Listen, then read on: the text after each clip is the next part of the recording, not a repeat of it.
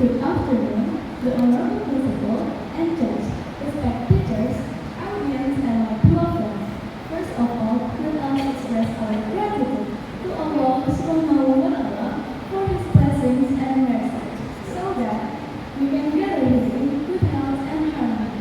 May peace and blessing also be upon our Prophet Muhammad Sallallahu Alaihi Wasallam, the best example of noble character and faith.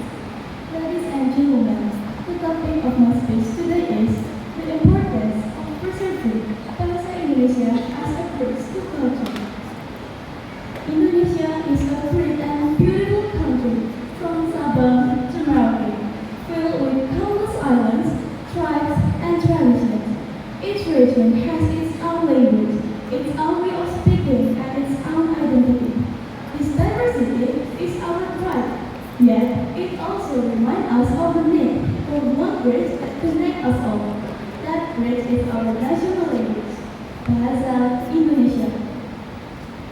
As a young person born and raised in East Java, I have grown up hearing warm and unique accents from Javanese speech.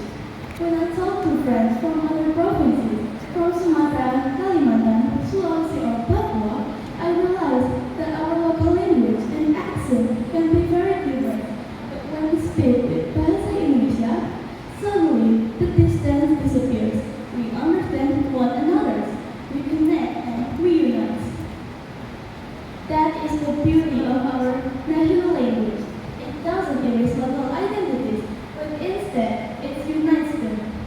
Bahasa Indonesia serves as a bridge that allows us to appreciate each other's culture, share stories, exchange ideas, and build understanding among peoples from different backgrounds.